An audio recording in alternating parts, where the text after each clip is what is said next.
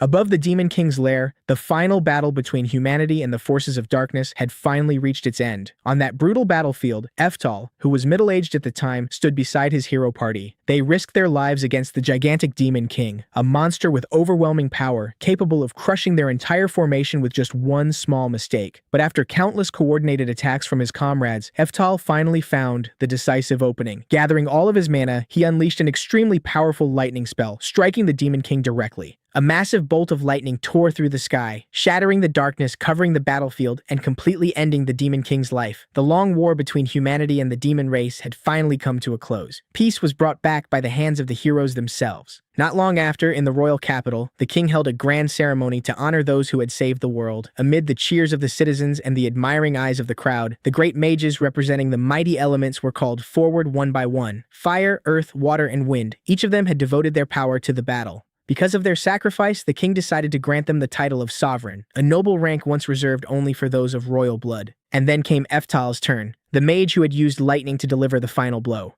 The king personally stepped forward, placed a crown upon his head, and granted him the title of the Thunder Sovereign. That moment brought Eftal to tears. After more than 40 years of devoting his entire life to magic, after so many years of fighting, researching, and pushing himself forward without rest, his efforts had finally been recognized by the world in the highest form possible. But that glory was not the end of Eftal's journey. Many years later, when his hair had turned completely white and old age had left its marks on his face, he became a teacher at a magic academy, continuing to pass his knowledge on to the next generation. Inside the classroom, Eftal guided his young students as they maintained a fourth-tier magic circle. He patiently observed every movement of their mana. He was strict, yet gentle, like someone who had lived long enough to understand that the foundation was the most important part of magic. Among those students was Merlin, a young girl who always looked at Eftal with admiration and a strong desire to go even further. After finishing her assignment, Merlin immediately begged her teacher to let her learn 6th-tier magic. She believed that if she became stronger, she could become his #1 disciple. That request reminded Eftal of the past. Many years ago, on a ruined battlefield after a fierce clash, he had heard the cry of a newborn baby among the wreckage. That baby was Merlin. Even though he knew she carried the blood of the demon race, the sworn enemy of humanity, Eftal could not abandon such a fragile life. He carried her out of the battlefield, brought her home, and raised her as his own. Because of that, to Eftal, Merlin was not just his student. She was the child he had personally rescued from the darkness of war. He understood her potential better than anyone, but he also knew that power given too early could easily cause its user to lose control. Caring deeply for Merlin, Eftal gently refused her request to skip ahead. He told her to first master 4th-tier magic properly. Only when her foundation became strong enough could she reach higher levels without putting herself in danger. But Merlin was still just a young girl desperately wanting to prove herself. She did not want to remain protected by her teacher forever. Even more than that, she could not bear to watch the aging Eftal continue carrying every burden on his own. So, despite her teacher's warning, Merlin secretly took her staff and went alone into the Forbidden Forest. The only thought in her mind was that if she could defeat the monster inside the cave with her own hands, she would prove herself as the greatest disciple of the Thunder Sovereign. She believed that by becoming stronger and accomplishing something truly great, she could shoulder some of Eftal's heavy responsibilities, allowing the teacher she respected so deeply to finally rest with peace of mind.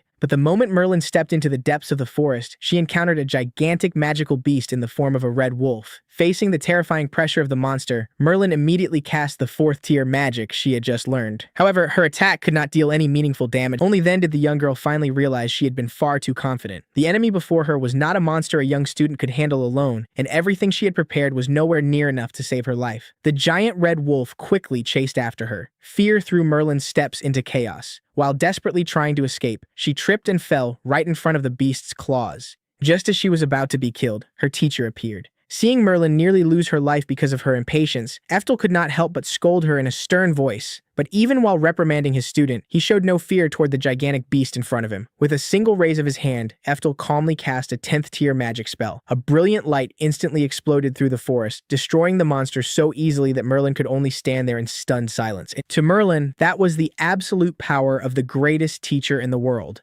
But to Eftal, this moment was a lesson he wanted her to remember. Impatience only creates fragile strength, and the more someone rushes toward the top, the easier it is to lose the foundation that matters most. After the incident in the Forbidden Forest, Merlin was brought back to the academy. She still felt guilty for disobeying her teacher, but deep inside, her worry for Eftel only grew stronger. The reason she had acted so recklessly was not simply to prove herself, it was because she had already noticed his declining health. When Merlin brought water to her teacher, she accidentally saw Eftel coughing up blood. That scene caused the anxiety she had been hiding to finally overflow. She admitted she knew Eftel's illness was getting worse, which was why she wanted to become strong as quickly as possible to take over his burdens. Hearing that, Eftel was no longer angry. He gently patted Merlin on the head and admitted he truly did not have much time left. That was why he wanted to use his remaining days to train talented successors, people who could continue walking farther down the path he had never been able to complete. Merlin immediately objected. In her eyes, Eftel was the Thunder Sovereign, the strongest man in the world, a mage who could cast 10th tier magic as easily as breathing. She could not accept the idea that he would see himself as someone with limits. But deep inside, Eftel understood the truth better than anyone. The title of Thunder Sovereign might make the world admire him, and the achievement of defeating the Demon King might make him a hero. But he had never been a true genius. Compared with brilliant young people like the Flame Sovereign, prodigies who naturally reach the peak through their inborn talent, Eftel understood that he was only someone who had been forced to struggle desperately. He had to work tens or even hundreds of times harder than others just to stand on that battlefield. Just as the atmosphere between teacher and student became heavy, a student rushed into the room with shocking news. The Flame Sovereign had finally completed the theory behind the magical aptitude testing solution, a study that had long been considered impossible. The news immediately caught Eftel's attention. If this theory was real, humanity would finally be able to measure a person's magical aptitude through a clear method, instead of relying only on instinct or battle achievements. Without hesitation, Eftel began preparing the testing solution. The testing method itself was highly unusual. All they had to do was take one strand of hair from the subject, then place it into 4 test tubes filled with magical water corresponding to the 4 elements: fire, earth, water, and wind. Based on the light and color reaction inside each test tube, a person's aptitude could be evaluated by rank, from E as the lowest to S as the highest. Merlin was the first to be tested, and her results shocked everyone. Her aptitude for water and wind both reached rank S, her earth aptitude reached rank B, and even her fire aptitude reached rank C, an incredible result for such a young student. Those numbers proved what Eftel had always believed. Merlin truly was a child with extraordinary potential. As long as she was trained properly, she could reach a realm that even Eftel's generation might never touch. But immediately after, the excitement of the students turned toward Eftel himself. Everyone wanted to know just how terrifying the magical aptitude of one of the 4 sovereigns would be. In their eyes, the Thunder Sovereign would surely produce results far beyond everyone else. Eftel hesitated at first, but in the end, he agreed to take the test because he wanted the answer too. Even though he had lived his entire life alongside magic, and even though he had fought to the very end to be recognized, he had always wondered whether he possessed even the smallest trace of natural talent. He understood he could not reach the peak of magic by walking the path of a genius, but after more than 40 years of endless effort, a tiny hope still remained in Eftel's heart. Perhaps he was not completely empty after all. But when Eftel's hair was dropped into the 4 test tubes, no light appeared, no color changed. All 4 test tubes remained transparent and silent in a way that felt almost cruel. In that moment, the entire room sank into complete silence.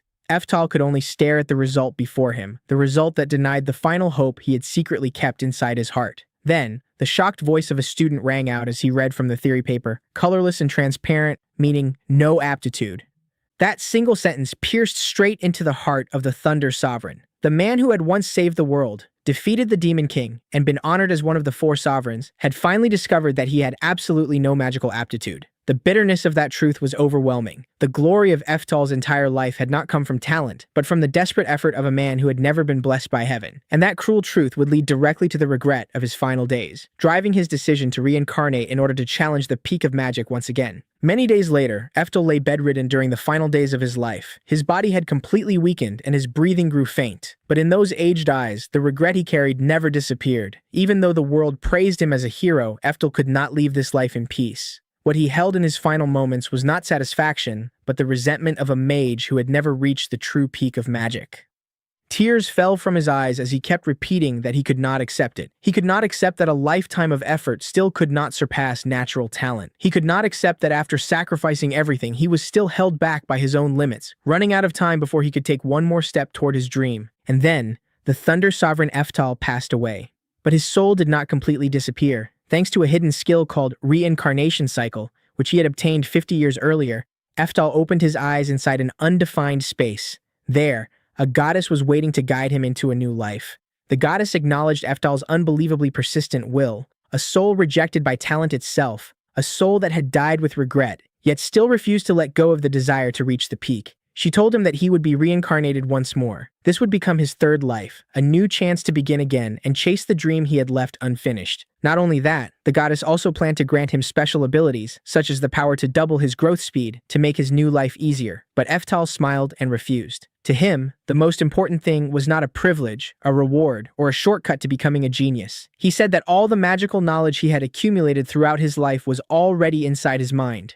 What he truly needed now was only time. As long as he had enough time, Eftal would continue researching, training, and moving forward with his own hands, just as he had always done. After making his agreement with the goddess, Eftal woke up in the body of a 4-year-old boy. This time, he was born into a peaceful family, with a gentle mother who loved him dearly. At first, his memories were still unclear, but when he ran to the mirror and saw the young face reflected before him, every memory of his life as the Thunder Sovereign came flooding back. The battle against the Demon King, the royal ceremony, the Magic Academy, Merlin, and the bitter moment he learned he had no aptitude. Eftal understood that he had truly reincarnated, and the chance he had once longed for was finally right in front of him. But even after beginning a new life, the obsession with aptitude never disappeared.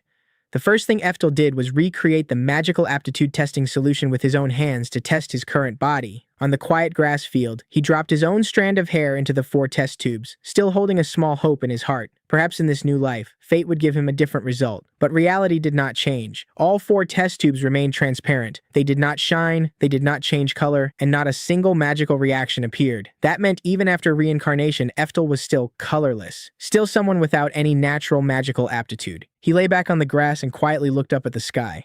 A faint uneasiness rose inside his heart. If he still had no talent, would this life simply repeat the same tragedy?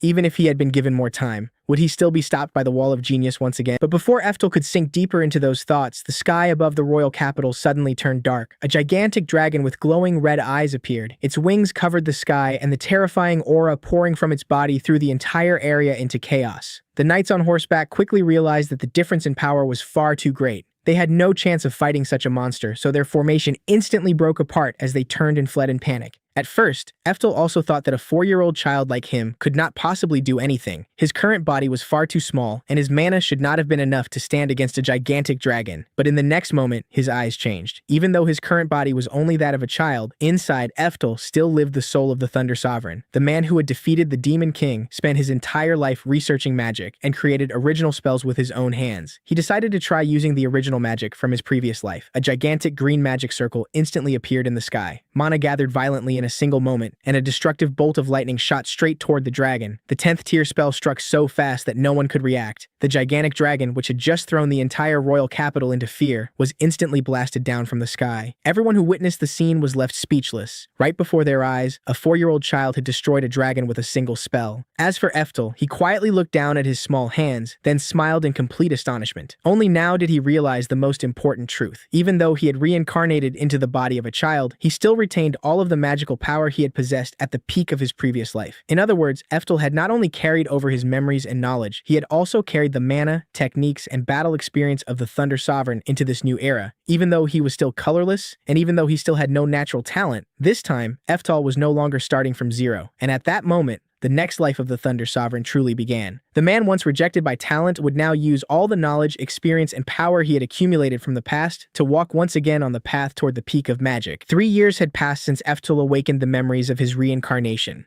The young boy had gradually grown used to his new life, and after quietly investigating his surroundings, Eftal finally confirmed an important truth. This world was 400 years after the era he had once lived in. In other words, the achievements of the Thunder God Sovereign had long since become distant legends, and Eftal himself had been reborn as a child who was treated like an unwanted burden by his own descendants. At this time, the person who often visited Eftal and his mother was Frazier, his older half-brother. Every month, Frazier quietly brought them living expenses, allowing Eftal and his mother to continue surviving in this remote land. Through Eftal's narration, the truth about his family background was slowly revealed. His father was an important figure in the Azure Kingdom. Not only that, he was also a descendant of the Thunder God Sovereign. In other words, he was a descendant of Eftal's previous self. On paper, that sounded like being born into an incredible bloodline. But the problem was that Eftal's mother had no magic aptitude, and in a society that worshipped magic, that alone was enough for her to be looked down on. The lawful wife of the family did not respect her. The other people in the household did not treat her with dignity either. In the end, Eftel and his mother were pushed out to this isolated place, forced to live like outsiders within their own family. Eftel had never even been acknowledged by his biological father. He had never met the man in person. The irony was almost cruel. That family proudly claimed to carry the blood of the Thunder God Sovereign, while the real Thunder God Sovereign himself had been pushed aside and forgotten. Fraser, however, was different. He was the second son of the official wife of Duke Alcott, but he did not join the rest of the family in hating Eftel and his mother. Instead, he quietly looked after them. He helped them with money, and he also cared about the future of his younger brother. When Eftel said that he wanted to attend the Magic Academy in the imperial capital one day, his mother immediately burst into tears. In her eyes, that path had already been blocked from the very beginning.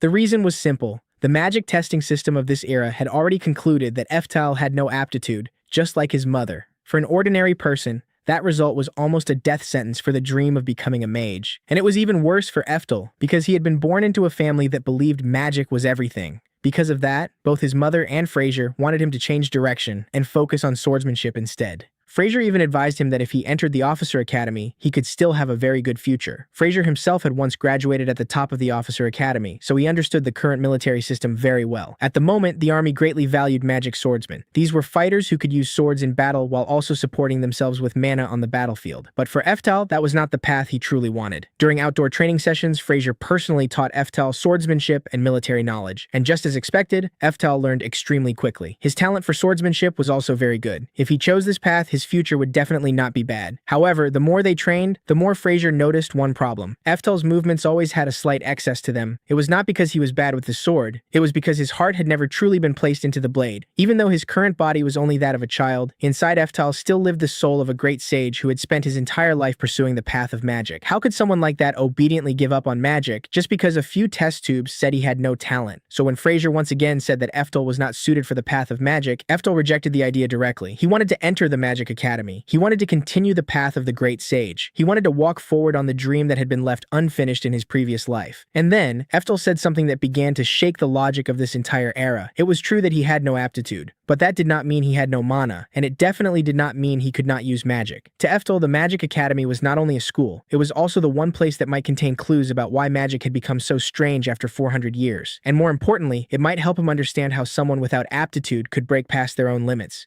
Seeing that his stubborn younger brother would not give up, Fraser decided to set one condition. If Eftel could recreate even a part of the magic Fraser was about to cast, Fraser would personally write him a recommendation letter to enter the Magic Academy. After saying that, Fraser raised his hand seriously and began chanting. He called upon the wind spirit Sylphie. Then he released a sharp blade of wind that sliced through the base of a tree in front of them. For people of this era, that was probably a very solid display of magic, but in Eftel's eyes, its weakness was painfully obvious. The very act of chanting had already slowed down the casting speed far too much. When it was Eftel's turn, he did not even open his mouth to chant. He simply controlled his mana lightly. In the next instant, a massive pressure of wind erupted. It did not merely cut through the tree, it blasted the entire thing out of the ground. Fraser froze where he stood, because what Eftel had just used was not an ordinary technique. It was chantless casting, a method of using magic without reciting an incantation. In the current era, only sages who had trained for decades could even hope to reach that level. And yet, the child standing in front of him had done it as casually as brushing dust off his sleeve. Realizing that he had gone a little too far, Eftel quickly tried to cover it up. He claimed that he had accidentally used 4th tier magic, but that only shocked Fraser even more. By the standards of this era, 4th tier magic was already considered extremely advanced.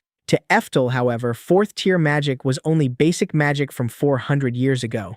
Then before he could properly stop himself, Eftel accidentally revealed that he could even use 10th tier magic. This time, Fraser's mind completely shut down. He fainted on the spot. The reason was easy to understand. In the current era, 10th tier magic had already been classified as a lost technique. It almost existed only in books and legends. While Fraser was unconscious, Eftel took the opportunity to check the books again, and the truth only made him more certain. The magical civilization of this world had declined severely. Spells that had once been considered low-level in his era were now treated as advanced magic. Chantless casting, which had once been a basic foundation for practical battle mages, had become a luxury that even sages needed decades of harsh training to achieve. Eftel understood that if he continued revealing his abilities so carelessly, people might begin to suspect the truth of his reincarnation, so he immediately chose to hide his real strength. When Fraser woke up, Eftel casually redirected the story. He said that Fraser's magic had been so powerful that the tree had flown back and hit him in the head, causing him to faint. It was a rough excuse, but under the circumstances, with Fraser still recovering from the shock, it somehow worked. After that incident, Eftel decided to temporarily follow the military path that everyone expected from him. As for his research into magic, he would continue that in secret. To put it simply, on the surface, he would study the field chosen by his family. But behind the scenes, he would quietly keep chasing his true passion. Even though Eftel had temporarily moved away from the Magic Academy, his competitive nature had not disappeared at all. Especially under the influence of the indomitable skill from his previous life, he began setting a new goal for himself. If he had to learn the sword, then he would become the strongest magic swordsman. In order to test Eftel's true ability, Fraser invited Mariah. Mariah was the former captain of the Knight Order of the Azure Kingdom. He was the kind of man whose presence alone could change the atmosphere. The moment the match began, Eftel immediately felt the difference. Mariah's killing intent, speed, experience, and pressure were all far beyond what any ordinary child could endure. Forced into a difficult position, Eftel had no choice but to use physical enhancement to keep up with his opponent's movements. At that moment, Fraser also explained something to Mariah. The terrifying part about Eftel was not the magic aptitude recognized by the system, it was how smoothly he could control the mana inside his body. The way he circulated mana was so fluid that it looked like the work of a seasoned warrior. But Eftel himself understood the truth very well. This was not some natural talent. It was the experience of a great sage who had spent an entire lifetime controlling mana. Even so, in pure swordsmanship, Eftel was still overwhelmed by Mariah. Mariah saw through his weaknesses very quickly. His body was still too small. He did not have enough height, his muscles lacked strength, and his technique was not yet polished enough to face Mariah seriously. If Eftel wanted to truly fight him, he would need at least 3 more years. But Eftel was not the kind of person who would accept defeat just because of physical disadvantages. In the moment he was pushed into a corner, he did not use magic. He also did not try to clash against Mariah's sword with brute strength. Instead, he suddenly used a physical technique from his previous life. He borrowed the force of his opponent and threw Mariah to the ground. It was a clean shoulder throw, so clean that even Mariah had to admit defeat in the test. Only then did Fraser reveal Mariah's true identity. He was not only the former captain of the Knight Order, he was also the headmaster of the Azure Kingdom Officer Academy. In other words, by making Mariah acknowledge him, Eftel had officially secured a place at the Officer Academy once he turned 15. Time continued to pass.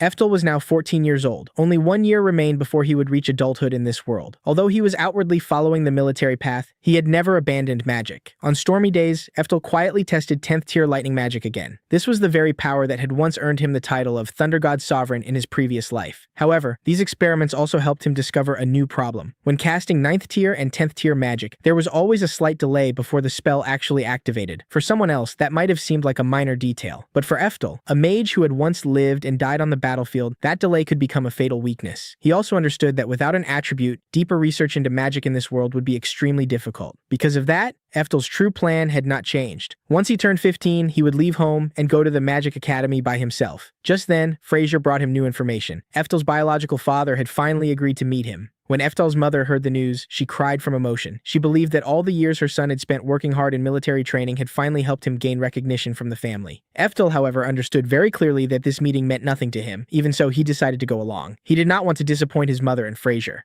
At the Alcott mansion, the man known as Eftel's father appeared with a cold and merciless attitude. Duke Alcott had no intention of acknowledging him as his son. He even denied their father-son relationship outright. In his eyes, Eftel was nothing more than a disgrace to the family. A child who carried the blood of the Thunder God Sovereign, yet had no magic aptitude at all. Inside that very room, Eftel saw the portrait of the Thunder God Sovereign hanging on the wall, and the person in the portrait was none other than Eftel's own appearance from his previous life. The scene was almost painfully ironic. The entire family bowed their heads in worship before the image of the Thunder God Sovereign, but when the original Thunder God Sovereign stood right in front of them, they dismissed him as defective simply because his aptitude test showed nothing. The true purpose of the meeting was soon revealed. Duke Alcott had not called Eftel there to recognize him. He had called him there to announce that from that point onward, the family would cut off all financial support for Eftel and his mother. The reason he gave was simple. Eftel had already secured a special admission slot at the Officer Academy. The academy provided free food and lodging. From the 3rd year onward, it even paid a salary. Therefore, the family no longer needed to spend money on him. him. For Eftel's mother, who had barely survived on that small allowance, this was like a direct strike against her only lifeline. But for Eftel, the matter did not end there. Duke Alcott then called in another one of his sons, Joachim. He ordered Joachim to test Eftal's strength, using the excuse of making sure Eftal would not disgrace the family after entering the officer academy. The moment Joachim stepped forward, he did not even bother hiding his hostility. He called the test something no different from training a dog. His eyes and killing intent made it clear that this was not a simple examination. Eftal immediately understood. This meeting had never been about recognition. It had never been about family. From the very beginning, it had been a trap disguised as a test, and Joachim was the one brought out to crush him in front of the entire family. The duel at the Alcott mansion begins with Fraser's worried warning. He tells Eftal that Joachim was once a master swordsman with rare achievements back in his school days, and that if things look dangerous, Eftal should surrender immediately. But the problem is that the soul inside that 7-year-old boy is the Thunder God Emperor, who once stood against the Demon King. So this warning feels strangely reversed from the very beginning. Joachim has no idea who he is about to face. He throws Eftal a specially hardened wooden sword and threatens to break his bones and crush his skull. But what truly angers Eftal is not the sword.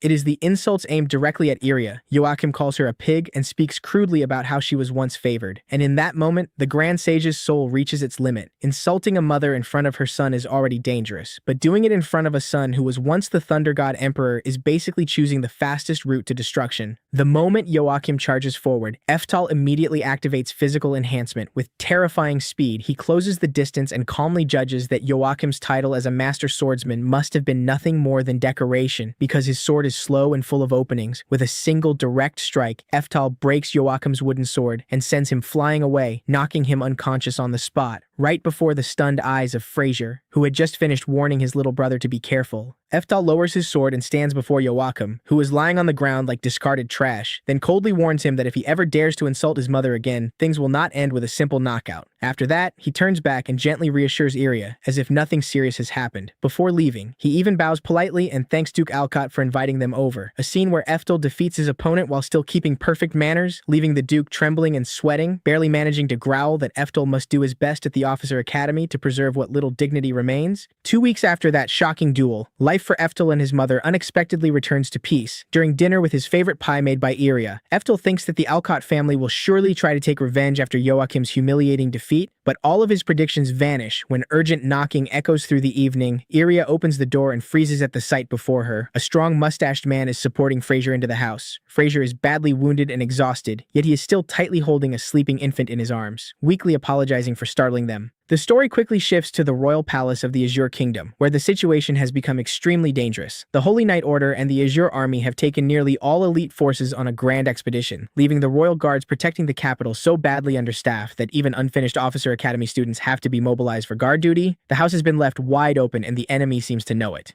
At the same time, Fraser tells Mariah about shocking intelligence. The Grand Minister's faction is planning to use the expedition as an opportunity to assassinate the Crown Prince. But before they can even discuss a counterplan, a soldier rushes in and reports that the southern barbarians have invaded the royal capital. From the palace window, smoke and fire rise into the sky, and Fraser urgently calls for the prince to be taken somewhere safe. After safely bringing the newborn Crown Prince into the house, Fraser weakly reveals the whole political mess burning through the Azure Kingdom. The current king is actually the younger brother, far more talented than the elder brother who now serves as Grand Minister. But because the king has no heir, the throne would naturally pass to the Crown Prince, who is the legitimate son of that very Grand Minister. And the birth of this baby has turned the elder brother's faction into a nest of furious hornets, instantly triggering an assassination plot to seize power back. After hearing this, Eftal does not need any complicated reasoning. He immediately realizes that the person behind the attack is none other than his own father, Duke Alcott. Because on this board of power, the Duke is the one who would suffer most if the succession changes. The same man who normally treats his own son like worthless trash is now willing to burn an entire forest and kill a baby for political gain. Instead of returning to the royal capital sinking into chaos, Eftal decides to go with his brother and Mariah to escort the Crown Prince across the border to the main army's encampment, because that is the only place that can protect the baby from the Duke faction. Iria is so worried that she breaks into tears, but Eftal gently reassures her, while deep inside, the Thunder God Emperor from 400 years ago has already awakened. He says he has a duty to protect this country, just as he did in his previous life. Only this time, he does not need to wait for the Demon King to appear.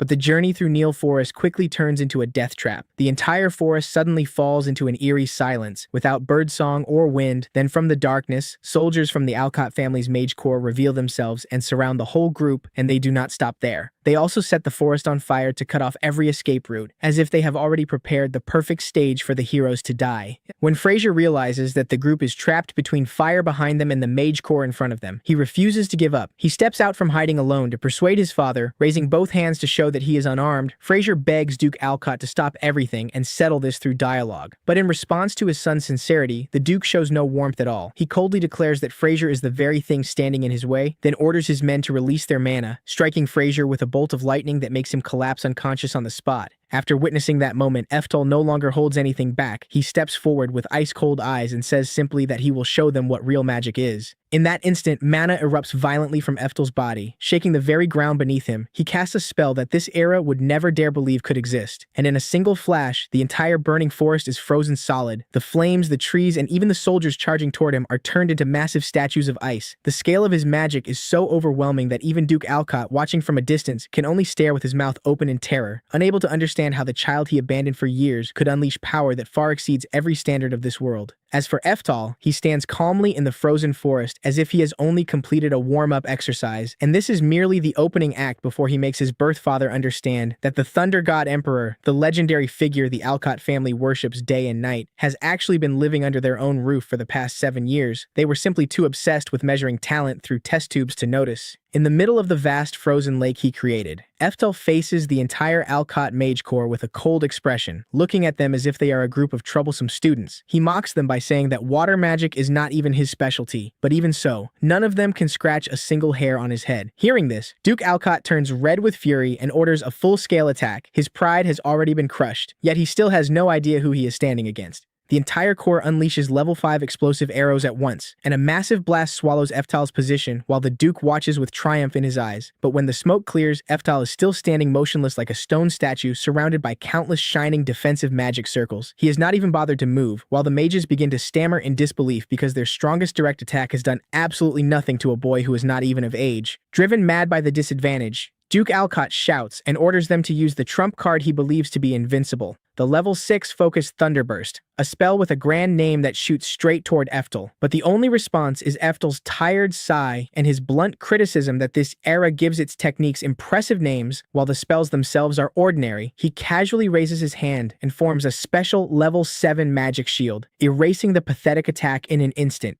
The whole corps screams and calls him a monster. And in their eyes, he is even more terrifying than a monster because at least monsters usually have weaknesses. Eftal does not stop there. He draws his sword and charges straight into the enemy formation, using the very close combat techniques Fraser taught him to defeat mage after mage with ease. When one of them desperately tries to cast the level 2 riot bomb, Eftal instantly closes in, shuts him down, and knocks him away like trash, while mocking them by saying their real combat ability is worse than the elementary students of his old era. A brutal statement, but completely accurate, because in the age of the Thunder God Emperor, level 2 magic was little more than a morning warm-up. Deciding to end the joke, Eftal summons a gigantic blue magic circle that covers the sky. The foolish mages assume that he is trying to control the weather or create static electricity like their minor tricks, but Eftal only smiles and declares with overwhelming force that what he controls is lightning. Then a level 10 pillar of thunder descends from the heavens, destroying the core formation in an instant, leaving nothing but ashes scattered across the ice. Duke Alcott and one surviving subordinate are only alive because Eftal deliberately held back and created a protective barrier around them. The Duke still stubbornly threatens him with the crime of resisting the national army, but Eftal coldly replies that this is a failed assassination attempt against the crown prince, and eliminating the mastermind is an act of protecting the country. He looks down on his own father, a man willing to kill his children for power, and officially ends the coup with a sentence of public hanging for both the Duke and Joachim, a fitting end for those who dared to target the crown prince and insult the mother of the Thunder God Emperor. After everything, Eftal meets Fraser again in town. His older brother has miraculously survived thanks to the family heirloom necklace, Oberon's Guardian, which blocked the fatal blow. The two brothers embrace with joy and relief that the other is safe, and thanks to Fraser's desperate efforts to save the crown prince, the Alcott family is not stripped of its title, while Fraser officially becomes the heir, a beautiful outcome for the rare older brother who chose justice inside a family filled with schemes. In a quiet forest, Eftal stands with Fraser and Mariah as he cleans up the battlefield using level 7 spells such such as Evil Flame and Wild Wind. Only then do they truly realize the terrifying power he has been hiding all this time. Eftel apologizes, but of course he cannot reveal the truth about his reincarnation. Mariah understands and chooses to keep the secret, warning him never to use that power in front of outsiders in order to avoid throwing the world into chaos. But despite everything, Eftel remains firm in his single goal. He wants to enter the Magic Academy, continue his research, and reach the peak of magic that his previous life left unfinished. Mariah agrees to train his body and swordsmanship until he turns 15, while Eftel smiles brightly with hope, because at last, the path toward mastering magic in his new life has truly opened before him. Eftel has finally turned 15, the age when he is allowed to choose his own path. That morning, Iria struggles to remain composed as she prepares to send her son away from home. She tells him that he is now old enough to pursue the life he truly wants, but no matter how tired or discouraged he becomes, this house will always be waiting for him. Eftel embraces his mother and thanks her for raising him over the past 15 years. He asks everyone to take care of themselves, while Mariah tries to hide his tears by claiming that dust has blown into his eyes. Even in the middle of an emotional farewell, the old swordsman still reminds Eftel not to neglect his training. Eftel bows deeply to all three of them and begins his journey. Behind him stands the home where he grew up. Ahead lies a future shaped entirely by his own decisions. This time, Eftel is determined to overcome the limits of natural talent and reach the summit of magic that remained beyond him in his previous life.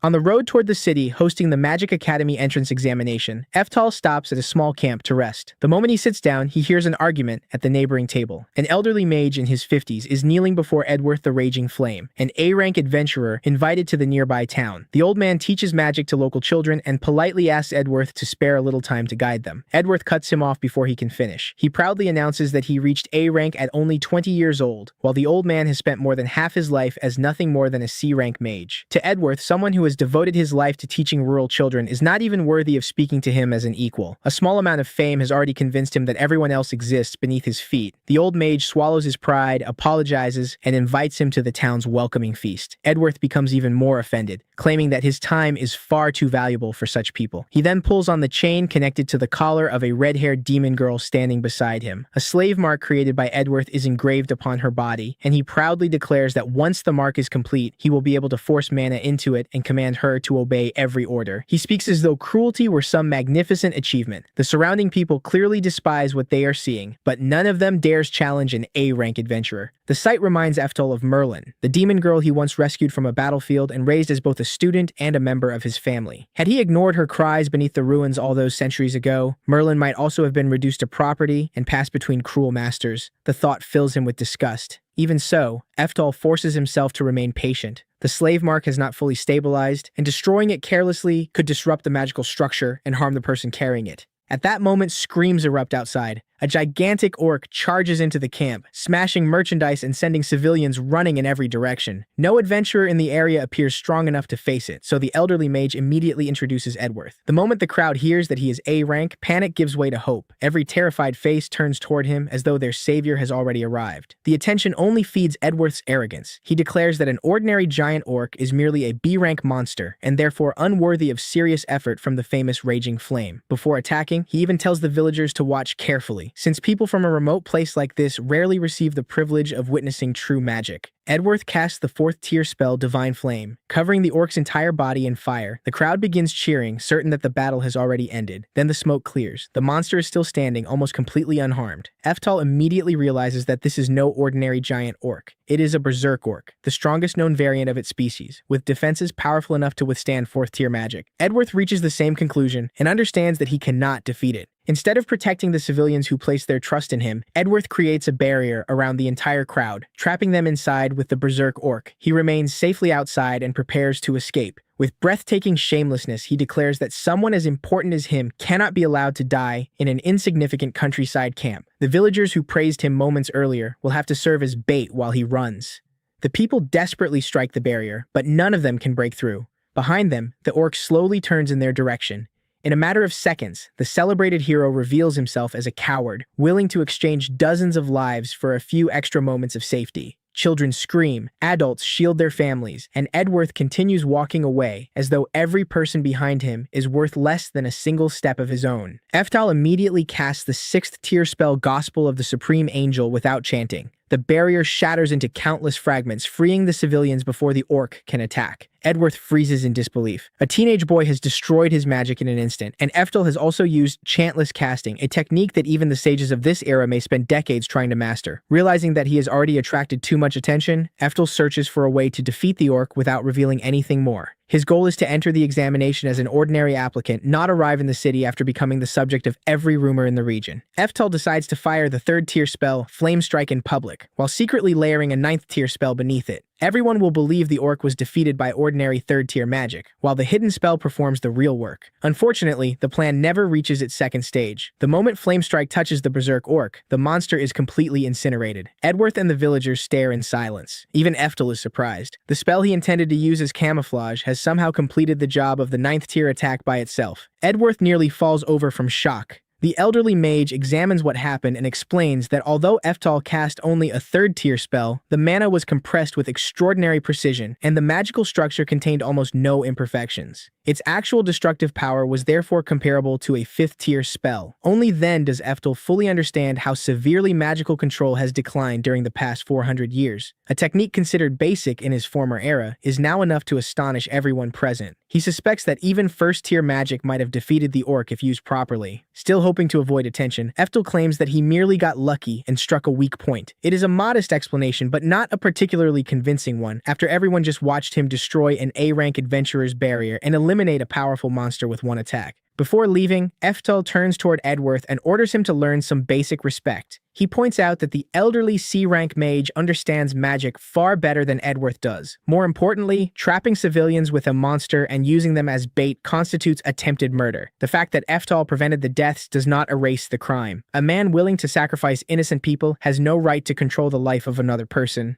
Eftel commands Edworth to release the demon girl and surrender himself to the authorities. His A-rank title can no longer protect his pride. One cold look from Eftel is enough to make the man who mocked everyone around him lower his head and obey. Edworth no longer possesses the courage to resist and agrees to every demand. For the first time, a trace of hope appears in the red-haired girl's eyes. Once Eftel confirms that the civilians are safe, he resumes his journey toward the city. However, even after traveling a considerable distance, he realizes that the demon girl is quietly following him. Whether he increases his speed or changes direction, her red hair remains visible somewhere behind him. She keeps enough distance to avoid disturbing him, yet never allows him to disappear completely, as though she is terrified of being abandoned but equally afraid of approaching. Eftel finally turns around and asks how long she intends to follow him. The girl immediately drops to her knees and begs him to become her new master. Eftel is left speechless. He has just freed her from one chain, and now she is voluntarily asking to enter another. Through tears, she explains that the slave mark has not completely disappeared. If she continues wandering alone, another cruel person could establish a new contract and force her to obey. Attempting to resist such a contract might even kill her. From her perspective, choosing someone powerful and trustworthy is safer than waiting for another monster like Edworth to claim her.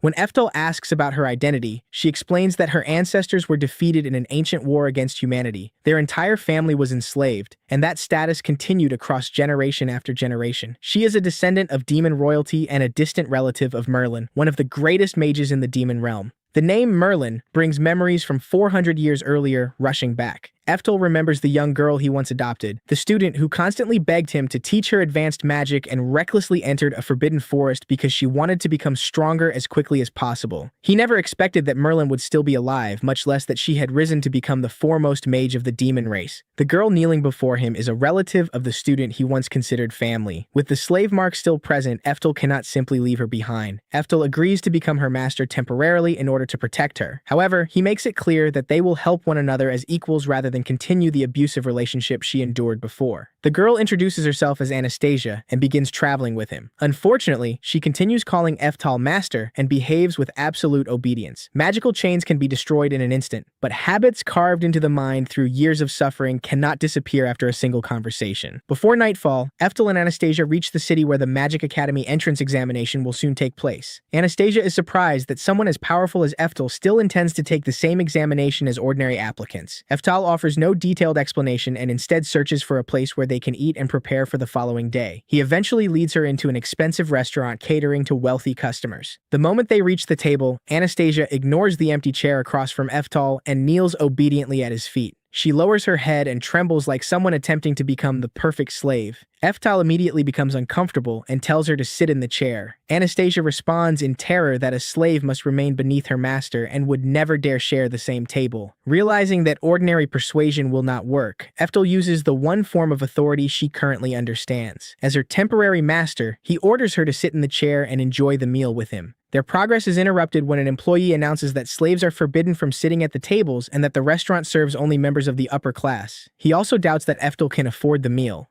Anastasia immediately apologizes and offers to eat at a street stall instead, revealing how accustomed she has become to accepting discrimination without resistance.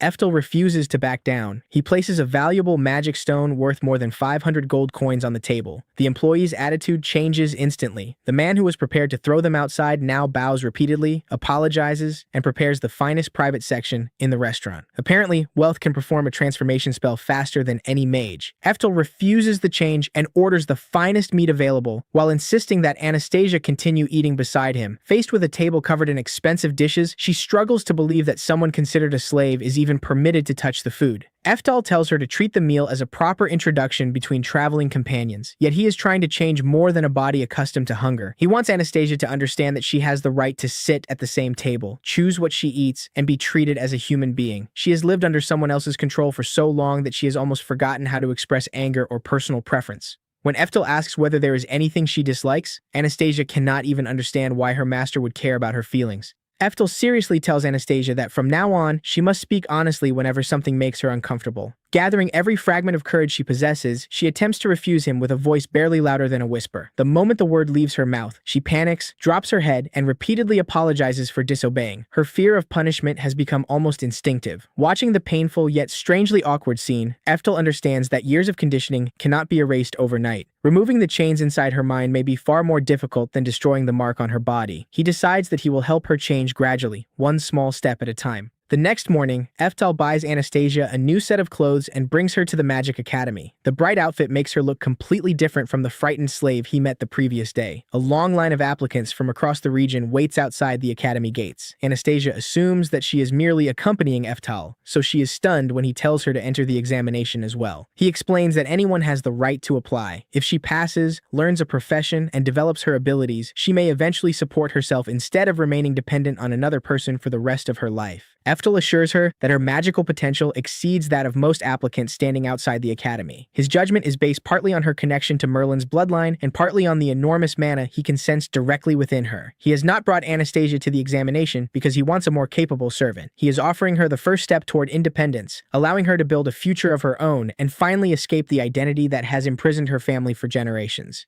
The first trial at Krone Academy of Magic is announced as a survival battle. 16 applicants enter the arena in each round, and they are permitted to use magic, weapons, and virtually any method necessary. Anyone knocked off the platform is immediately eliminated, and the match continues until only 5 competitors remain. The supervisor is a B-rank adventurer who seems delighted that he can earn money simply by standing there and watching. In previous years, none of the applicants were impressive enough to hold his attention. When several candidates surround Eftal, he assumes the weakest-looking person in a chaotic battle will naturally become the first target. The prediction has barely left his mouth when the supposed prey attacks first. Eftal reinforces his legs with magic and bursts through the circle. Every kick launches another opponent out of the arena. Within moments, the surrounding candidates are lying outside the platform, while Eftal remains standing calmly in the center. The examiner quickly realizes that the situation has completely reversed. In a survival match, the person displaying the greatest strength soon becomes the common enemy. The 5 remaining applicants therefore join forces against Eftal and Anastasia. Before they can close the distance, Anastasia forms a magic circle, calls upon the wind spirits, and casts the 3rd-tier spell, Wind Spirit's Kiss. A violent pillar of air erupts across the arena, catches all 5 attackers, and throws them outside simultaneously. When the wind finally fades, only Eftal and Anastasia remain on the platform. The applicants waiting for their turns immediately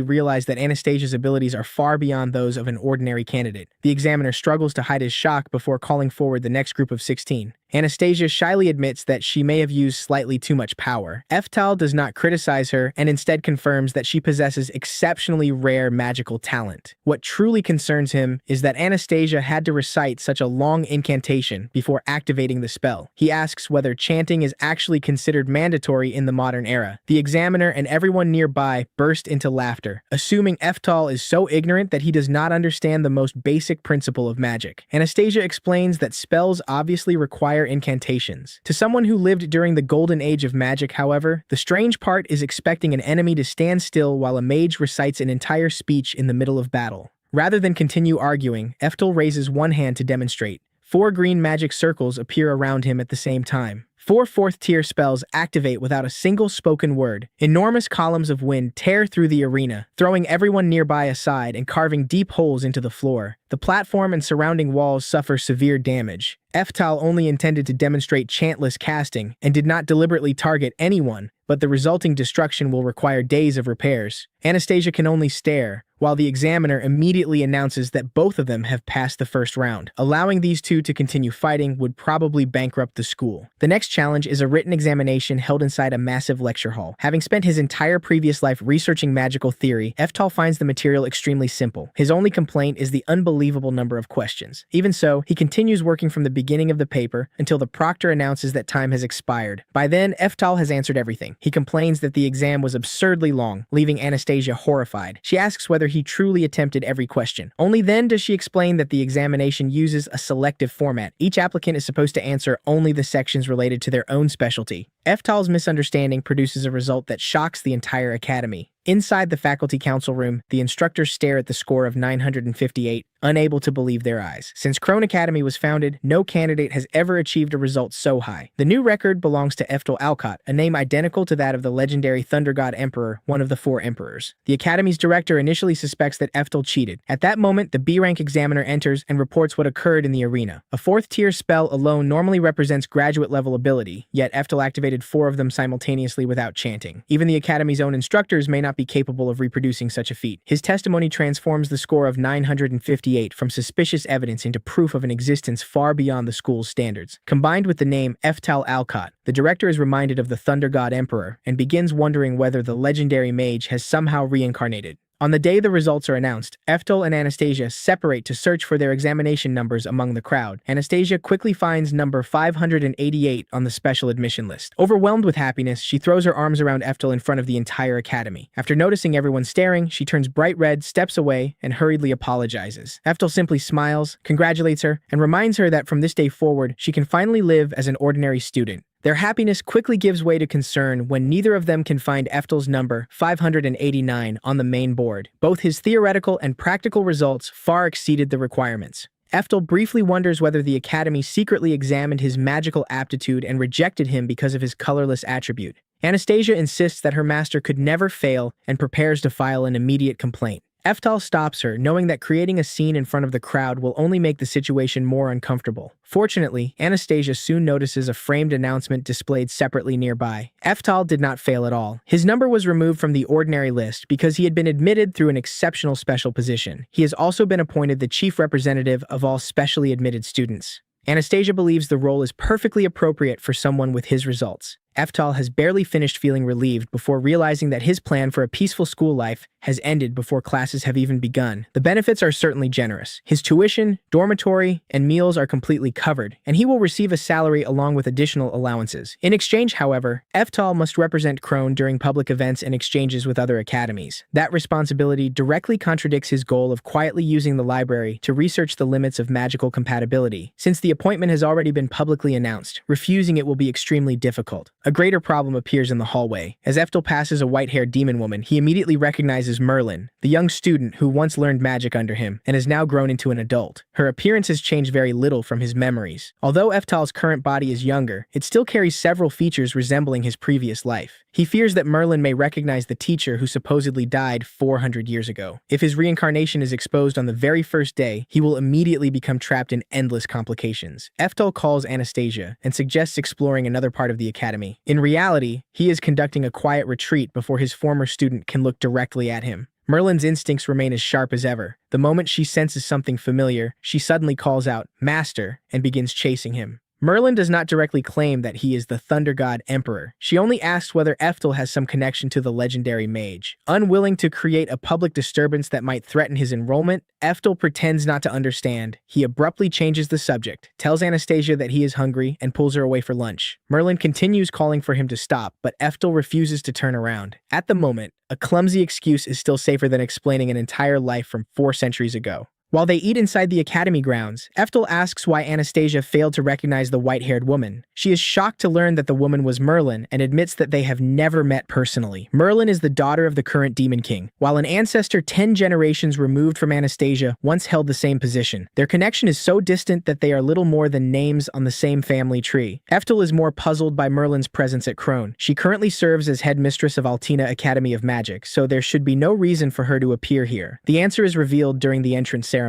The host introduces Merlin as an honored guest, and she steps onto the stage to congratulate the new students as they begin their pursuit of magic.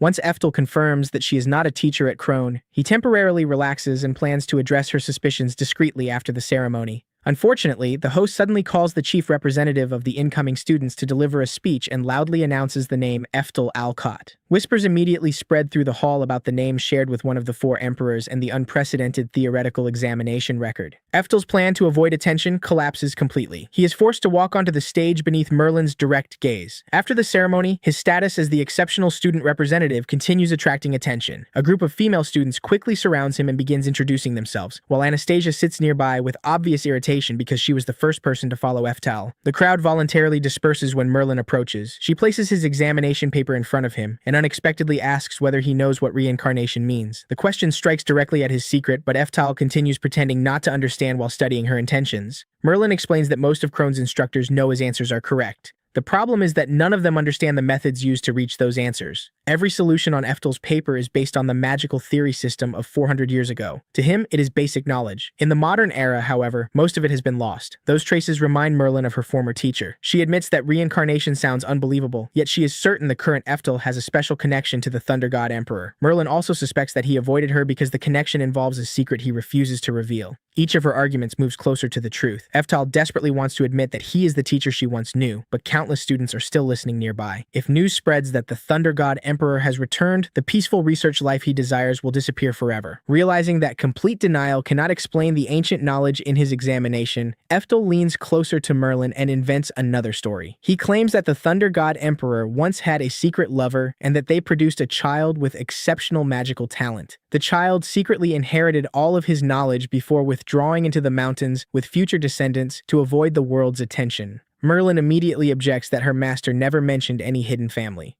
Eftel strengthens the lie with a piece of truth. He asks whether she knows that the Thunder God Emperor possessed no natural magical aptitude and carried that regret throughout his life. The information could damage the reputation of one of the 4 emperors, so very few people ever learned it. Even Merlin must admit that secrets of that importance are often concealed.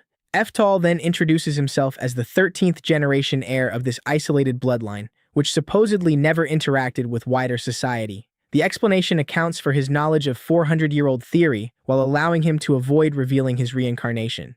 Internally, Eftel apologizes to his former student for inventing an entire family tree directly in front of her.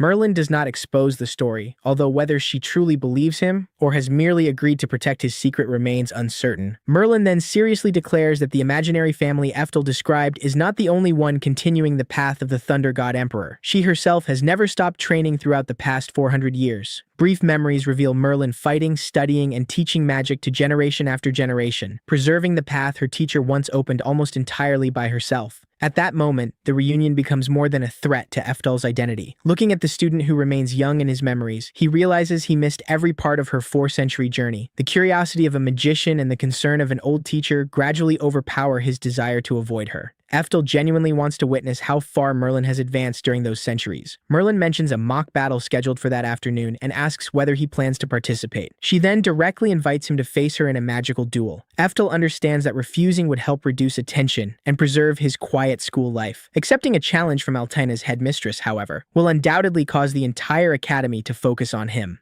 After a brief moment of consideration, Eftel accepts the challenge. His desire to test the results of Merlin's 400 years of training has become more important than concealing his strength. Standing behind him, Anastasia quietly smiles at his decision.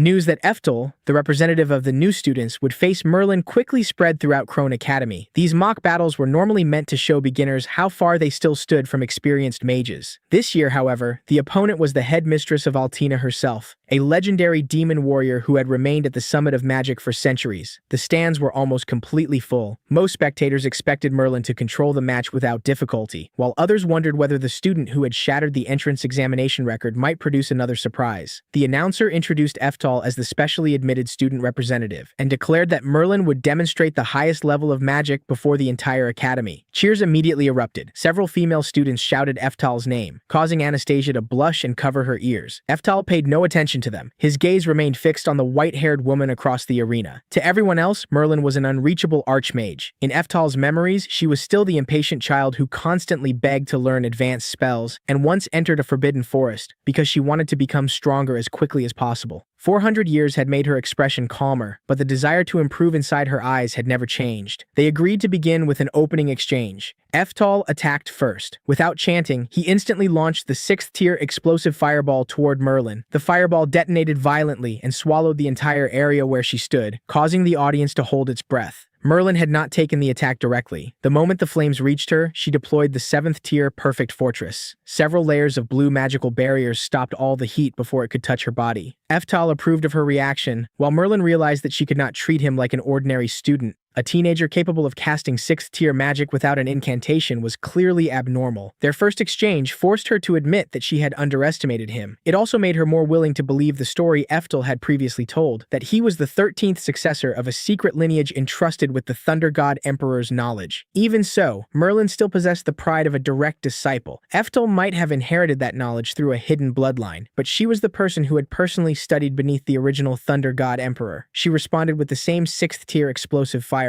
Eftel created a perfect fortress identical to the barrier she had just used, stopping the flames. Merlin did not wait for the fire to disappear. While Eftel's barrier was still enduring the pressure of her first attack, she completed another 6th-tier spell behind it. This was the Thunder God Emperor School's advanced technique of chaining high-level magic. The stronger a spell was, the longer its magical structure normally took to rebuild. A skilled mage, however, could begin constructing the next spell while the previous one was still active, allowing them to release powerful magic continuously without chanting or exposing a major opening. Merlin proudly explained the principle she had refined over several centuries, unaware that the man behind the barrier was its original creator. Eftal felt no irritation while watching his student use his own teachings to seize the initiative. Instead, he was delighted that Merlin had transformed that knowledge into pure battle instinct. He calmly informed her that his own reconstruction time had also ended, then counterattacked with the 7th-tier Wicked Frost. Freezing air erupted across the arena, sealing the flames surrounding his barrier and transforming the sea of fire into a massive block of ice. Eftal immediately followed with the 7th-tier Giant Ice. An enormous frozen spear formed from the magic circle and shot directly toward Merlin. Merlin realized that Eftal had predicted she would continue using fire and prepared ice magic to counter it. The speed with which he shifted from defense to offense surprised even her. Eftal increased the pace further, testing how well his former student could keep up. Merlin raised a 7th-tier Perfect Fortress to block Giant Ice. The collision between two spells of the same rank shook the arena. She believed the refinement of her barrier was equal to Eftal's, yet the enormous spear continued pushing forward. Merlin was forced to maintain the defense with both hands, and sweat began appearing on her face. Eftal calmly pointed out that her defensive structure still contained weaknesses. Nearly equal refinement did not mean that the spell was truly flawless. As long as those imperfections remained, Perfect Fortress could not completely stop Giant Ice. The way he identified every weakness with absolute precision felt painfully familiar. It was exactly how her teacher had corrected her 400 years earlier. Memories returned of the Thunder God Emperor sternly telling her that her magical structures were still immature. Now that same feeling of being completely understood had returned before a young man who shared Eftel's name. Merlin immediately changed tactics and deployed two 7th-tier Perfect Fortresses simultaneously. Controlling multiple spells would normally consume most of a mage's concentration and create an opportunity for an enemy to attack. Merlin deliberately used that weakness as bait. She waited for Eftal to approach, then launched a hidden counterattack from behind him. The explosion made the audience believe that Eftal had been hit. When the smoke cleared, however, he was standing behind Merlin. Eftal had not waited to receive the attack before reacting.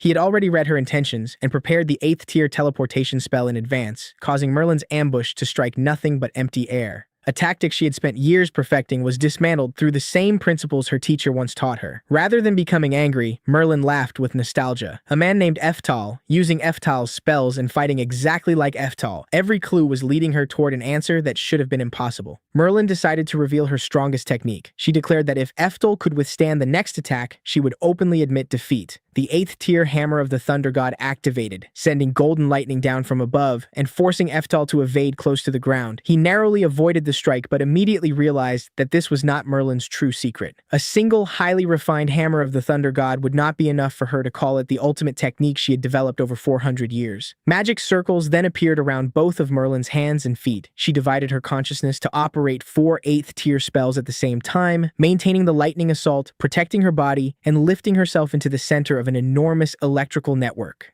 An ordinary mage risked losing consciousness simply by controlling 2 spells in parallel, yet Merlin kept 4 8th tier structures completely stable. Even during the golden age of magic, Eftal had never witnessed a technique like this. At that moment, he no longer saw Merlin as the little girl who needed his protection. He saw a mage who had created a path entirely her own. Images appeared in his mind: the child he once carried away from a battlefield, the student training beside her teacher, and the archmage who continued fighting and teaching new generations long after his death. Merlin had not merely preserved the Thunder God Emperor's legacy, she had developed it into a realm its creator had never imagined. Eftal's pride in her erased any desire to hide his strength or end the match casually. He declared that Merlin had always been the disciple who made him proudest. As her teacher, he would answer 400 years of effort with his full power. An enormous magic circle opened across Eftal's arm, while Merlin drove her 4 8th tier spells to their limits. Golden lightning covered the sky, and the entire power of the Hammer of the Thunder God descended in one final strike. Eftal did not retreat. The Thunder God Emperor's 10th tier lightning magic erupted as a colossal stream of blue electricity. The 2 powers collided above the arena, but the balance lasted only an instant. The 10th tier lightning quickly consumed Merlin's entire golden network. Light covered the battlefield, the ground split apart, and the shockwave forced the students in the stands to shield themselves. Anastasia also crouched beneath the overwhelming sound and pressure. Surrounded by lightning, Merlin assembled every clue from the beginning of the battle. Eftal's ability to predict her actions, his perfect identification of her weaknesses, the chained casting technique, teleportation, the ancient magical system, and now the 10th tier lightning spell once used only by her former master. The story about a 13th generation successor could no longer conceal the truth. Eftal refused to let the 10th tier spell destroy the arena. After overpowering Merlin, he used Dispel Magic while the spell was still in the air, dismantling its structure and returning the remaining electricity safely to the atmosphere. The lightning no longer threatened the people nearby. Merlin lost her flight and fell onto the shattered arena floor, although she remained conscious. Eftal stood unharmed on the opposite side. No official announcement was needed. The outcome was obvious. Merlin knelt among the deep cracks, breathing heavily after consuming an enormous amount of mana, but victory no longer mattered to her. She looked directly at Eftal and asked whether he was the reincarnated Thunder God Emperor. No ordinary student could read a battle almost perfectly, use a magical system from 400 years ago, and dispel a 10th tier spell in midair. Eftal hesitated. He had invented an entire secret family history specifically to avoid this moment, but Merlin had assembled every clue herself. Another lie would only damage the trust between teacher and student. Eftal finally admitted that no other explanation remained, and that Merlin understood the truth better than anyone. His answer confirmed that the young man before her was Eftal, the Thunder God Emperor who had died 400 years earlier and returned in a new body. The violent atmosphere immediately disappeared. Eftal approached Merlin and spoke with the voice of the teacher she remembered. He praised her final technique and admitted that it had genuinely surprised him. He acknowledged that she had never neglected her training during all 400 years they had been apart, then placed his hand on her head exactly as he had when she was a child. Merlin laughed and cried at the same time. Hearing those words of approval was enough to make 4 centuries of effort feel worthwhile. Eftal told her not to cry like a little girl. Merlin replied that even if she had become an archmage and the headmistress of Altina, she would always be the same child whenever she stood before her teacher. Their reunion in the ruined arena was interrupted when Anastasia ran over and called Eftal her master. The way she bowed, combined with the slave collar around her neck, immediately caused Merlin to misunderstand the situation. From her perspective, her newly reincarnated teacher had entered school while openly keeping a demon slave. Eftal hurriedly explained that he had never oppressed Anastasia. She had suffered under unusual circumstances, and he was currently protecting and caring for her.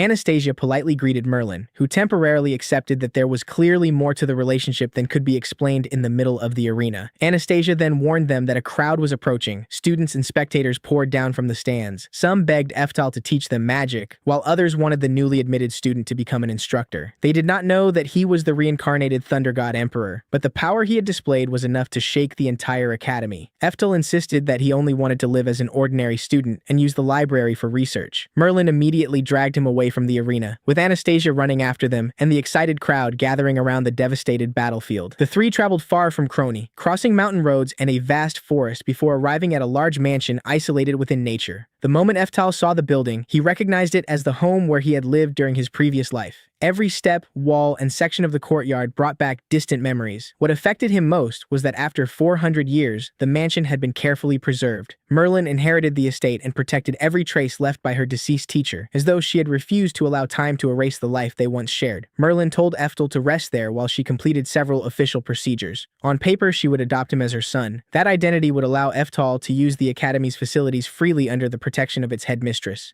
Eftal did not know how to respond. 400 years after their reunion, the little student he once raised was now preparing to become her teacher's legal adoptive mother. Merlin's actual plan was even larger. She would use her authority to enroll both Eftal and Anastasia at Altina Magic Academy. Eftal could continue living as a student, gain access to the library and research facilities, and no longer need to hide his secret from the person leading the academy. Anastasia could also continue developing into an independent mage instead of remaining behind as a servant. Merlin enthusiastically imagined attending school with her teacher, eating lunch together, and conducting research every day. She even wanted to prepare a new uniform for him. Beneath that excitement was her desire to recover some part of the 400 years they had lost. The more Eftal considered the plan, the more he realized that Altina was the best possible choice. It possessed the research environment he needed. Merlin had enough authority to protect his secret, and he could continue pursuing magic while living as a student. Eftal finally agreed to let her handle the procedures. Merlin happily embraced the teacher who had returned to her, while Anastasia watched them with a smile. The adoption and enrollment had not yet been completed, but their journey had already entered a new stage. Eftal and Anastasia would travel to Altina under Merlin's protection, while the mansion preserved for 4 centuries would become the beginning of their new life together. After deciding to transfer to Altina Academy of Magic under Merlin's protection, Eftal suddenly remembers that Thunder Iron, the sword he owned 400 years ago, is still stored inside the old mansion. He therefore takes Anastasia down to the treasury to reclaim it. She worries that the Guardian may not know they are authorized to enter, but Eftal calmly replies that he is merely retrieving his own property. They have barely entered the passage when an enormous red-skinned guardian blocks the entire path. Mistaking Eftal and Anastasia for children attempting to break in and steal something, he declares that no one may proceed beyond this point and orders them to turn back before they receive a painful lesson. Eftal casually says that he came because there is something inside he wants. The Guardian loudly explains that Thunder Iron is a legendary SSS rank sword, supposedly brought back from the Demon King's castle by Eftal of the 4 Emperors. It is so valuable that an ordinary mage does not even possess the right to touch it.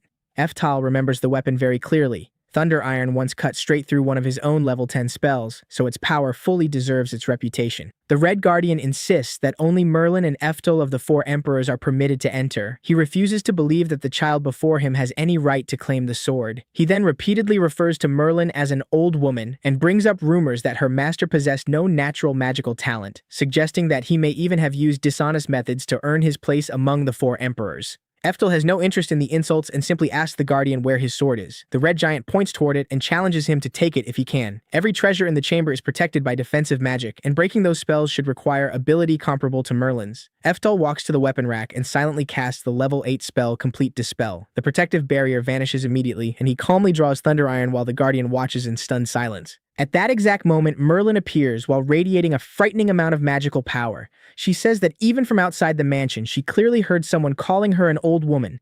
The Guardian immediately panics and begins desperately making excuses.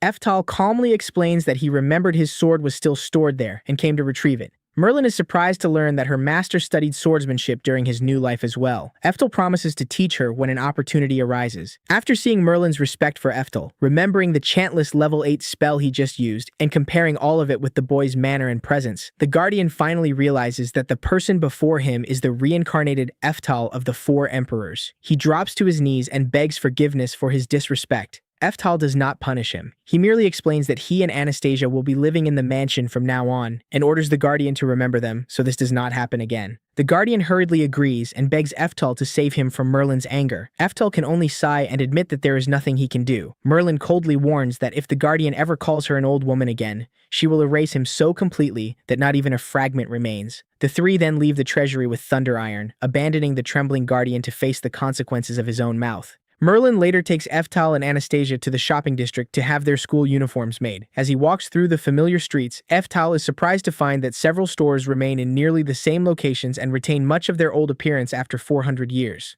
At the tailor shop that once made curtains for Merlin's room, Anastasia blushes while her measurements are taken, while Eftal calmly reads a book and waits. Once the order is complete, a female employee tells them about a citywide treasure hunt. Participants may keep the items they find, and whoever collects the most will win. The grand prize is a trip to a hot spring resort. Merlin immediately becomes interested, and Anastasia thinks the event sounds entertaining. Eftal says only that he will consider it, having already realized that his student cares far more about the vacation than the treasure itself. Not long afterward, the three stand before the event notice. Merlin declares that they must enter and win first place. Eftal decides that occasional relaxation may not be a bad thing, and agrees. Anastasia, meanwhile, keeps staring at the golden figure pictured on the poster and blushing. She insists that she is not especially interested in the hot springs, but continues hiding the real reason for her reaction. According to the rules, every treasure is covered with concealment magic, and is therefore nearly impossible to locate with the naked eye. Anastasia suggests using Complete Dispel, just as Eftal did when retrieving Thunder Iron, but he rejects the idea immediately. The spell covers too wide an area. Casting it in the middle of the city could erase unrelated protective and operational magic, throwing the entire district into chaos.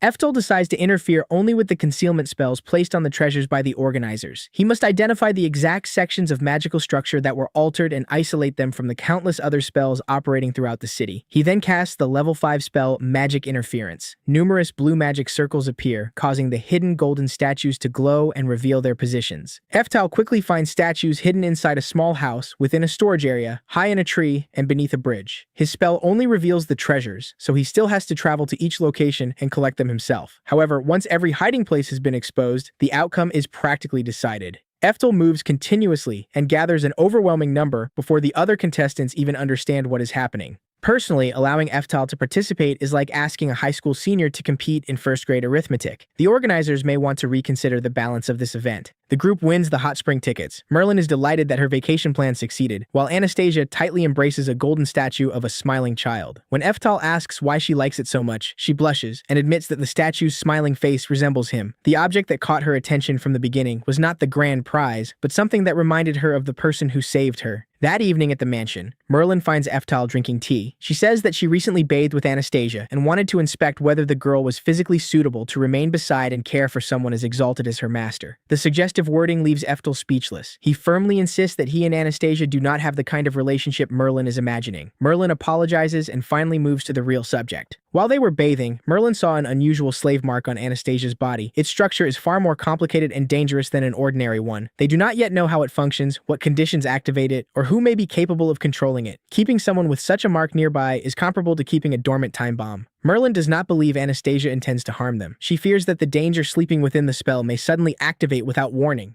Eftal still intends to keep Anastasia beside him. He calmly states that the decision is his and will not change. He once rescued Merlin from a battlefield despite her demon blood, and he cannot now abandon Anastasia to loneliness merely because she may present a danger. Merlin recognizes that the Thunder God Emperor has already considered the risks and does not argue further, even though the threat posed by the mark remains unresolved. The following day, Eftal and Anastasia enter Altina Academy of Magic wearing their new uniforms. They immediately become the center of attention. The academy is attended almost entirely by demons, so a human walking among students with horns and pointed ears naturally stands out. Anastasia explains that everyone staring at him is normal, while Eftal simply does not care. As long as he can continue pursuing magic, he will accept any environment. His only wish is still to enjoy a peaceful life as an ordinary student. That dream begins collapsing the moment they enter the classroom. Many students are shocked that the transfer student is human, while several openly describe Eftal as a member of an inferior race. A silver-haired boy even complains about the unpleasant smell supposedly unique to humans.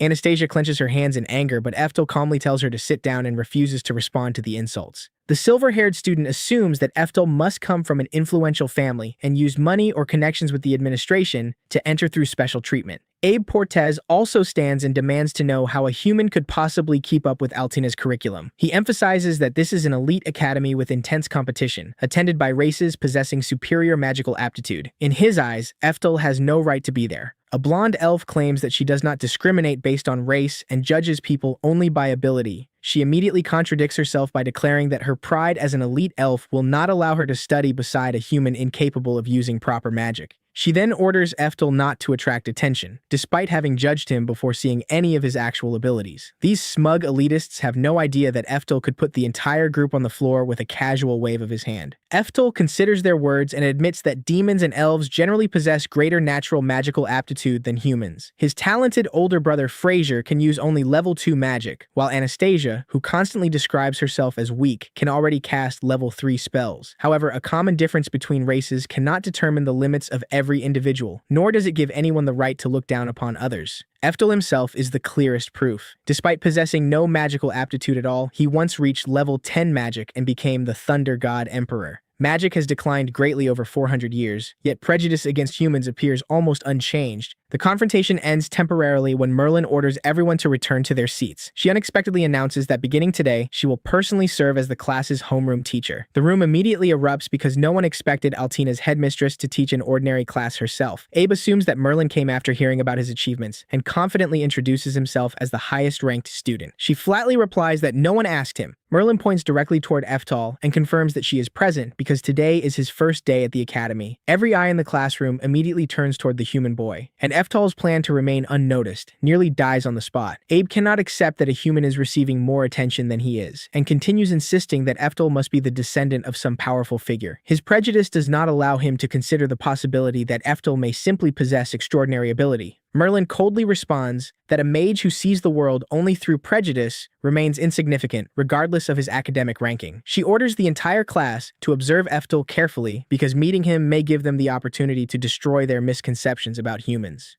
The students stare in disbelief. To them, Eftel appears to be nothing more than a human from a supposedly inferior race, making Merlin's declaration sound completely absurd. Afterward, Abe and two friends surround Eftel and demand to know who he is and why Merlin would appear personally merely because he enrolled. They rely entirely on unconfirmed rumors. They mention that Merlin once opened classes for human children and claim that she is especially attentive toward attractive young men. From those stories, Abe concludes that Eftel is merely a favorite being given special treatment for Merlin's amusement. Eftel does not argue in his own defense, although the middle-aged soul inside him is beginning to understand what schoolyard verbal abuse feels like. Merlin begins homeroom with the selection of representatives for an upcoming competition between classes. Most positions have already been decided, leaving only the role of magic swordsman. The position will significantly affect future evaluations, and students may either volunteer themselves or nominate someone else. The moment Eftel hears that the subject is a competition, he lowers himself against the desk and tries to disappear from everyone's attention. He does not want to participate because he knows that entering a contest could awaken the intensely competitive nature of his previous life. If that happens, his plan to conceal his power and live peacefully will certainly collapse. Abe Portez volunteers, and the class quickly supports him because his swordsmanship ranks among the best.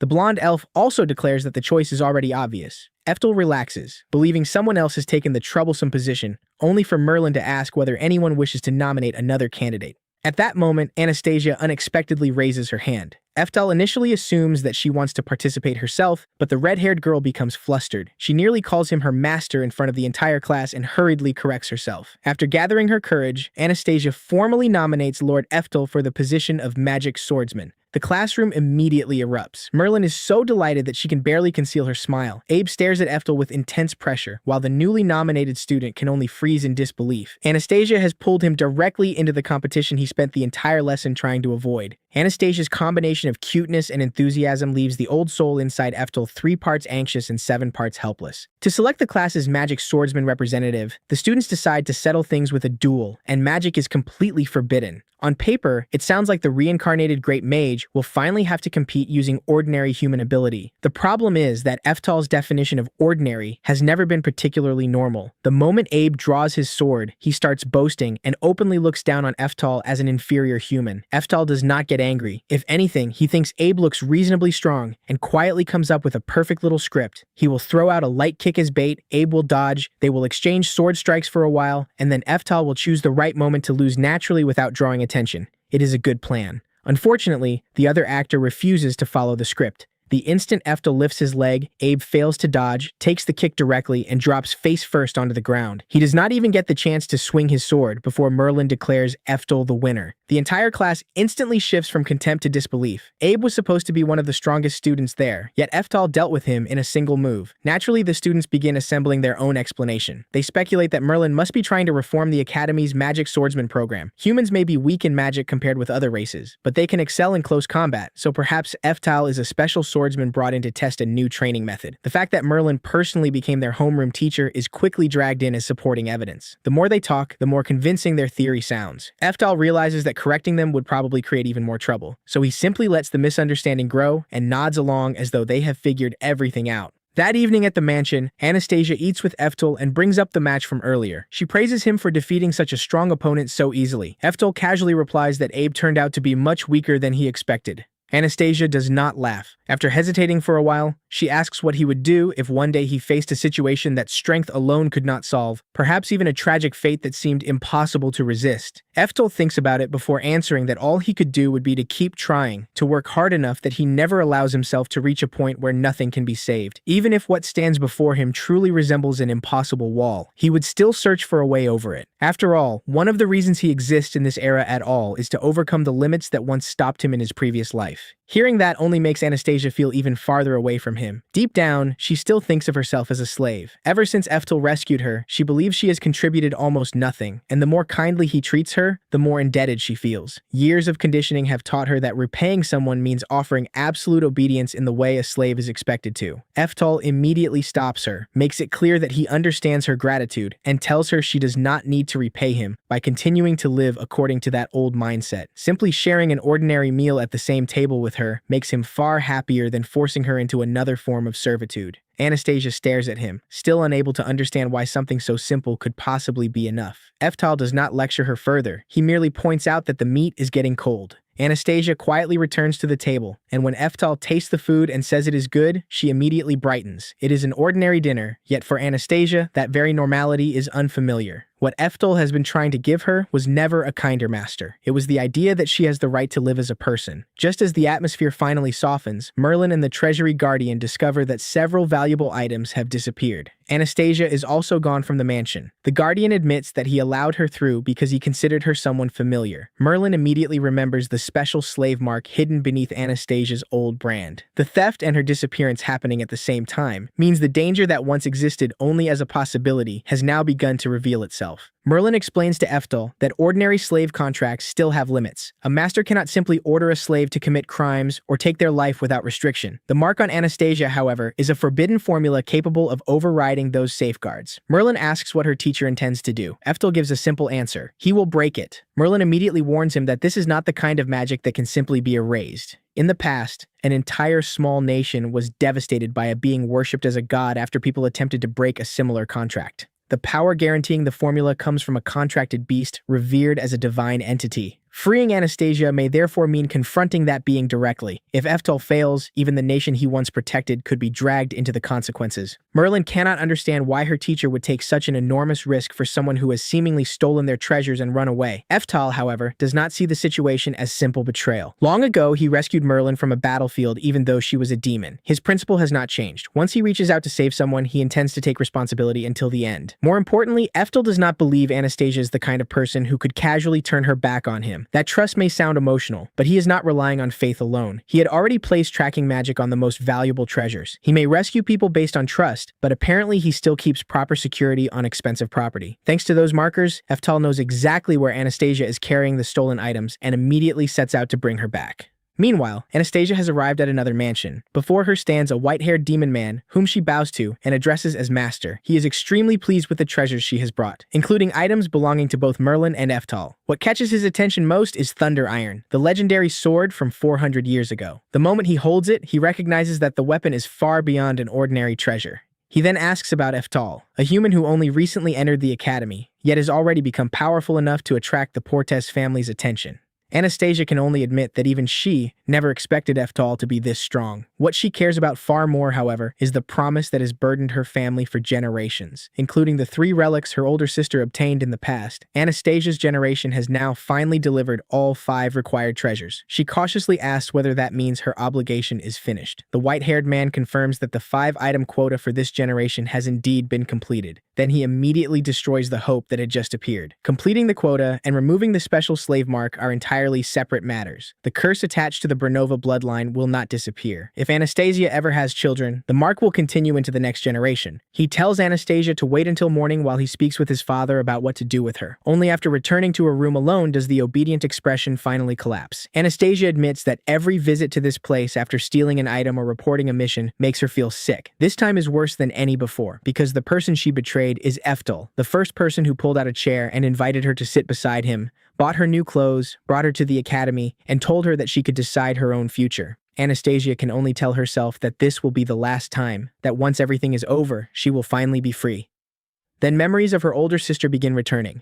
When Anastasia was young, she never understood why her sister acted so cold during the rare times she came home. The two would start arguing almost immediately. Her sister said cruel things and even claimed that life would have been easier if Anastasia had never been born into the family. Yet immediately afterward, she would quietly give the money she had earned to their father so the household could survive. Their father could only apologize for forcing his daughter to endure so much hardship. To young Anastasia, however, all she saw was an older sister who disappeared for months, returned wearing nice clothes, handed over some money, and then left again. She had no idea what those journeys truly involved, and she could not understand why her sister seemed determined to push her away. In childish anger, Anastasia once shouted that she hated her sister and never wanted her to come home again. Her sister only looked at her with sadness, gave her one final smile, and turned away. That expression remained trapped in Anastasia's memory because she could never understand it. Only after her sister returned one day unable to continue her mission and eventually died did the truth finally emerge. To the Portes family, her death was not treated as the loss of a human life. They merely saw an empty position in their treasure-gathering system that needed someone new to fill it. The person chosen as the replacement was Anastasia. Still too young to understand what was happening, Anastasia was taken to a ritual while struggling and begging for help against cold, indifferent orders. Only after the procedure was complete did they tell her that the special slave mark had been transferred to its next bearer. From that moment onward, Anastasia became the exclusive slave of the Portes family and inherited the obligation her sister left behind. Every generation of the Brenova family was required to surrender 5 treasures. The person carrying the mark would use their position as a slave to gain access to places containing magical artifacts and steal them for Portes. Anastasia's sister had carried that burden for years and ultimately lost her life before she could ever truly escape the chain. Only then did Anastasia finally understand why her sister had always acted so cruelly toward her. She knew the mission could kill her at any time, so she deliberately carried the responsibility herself and tried to force her younger sister away. Perhaps if Anastasia hated her enough, then when the worst finally happened, the pain would be easier to endure. It was a clumsy form of protection, cruelest of all toward the person doing the protecting, and Anastasia only recognized the love behind it after she had lost every chance to say thank you.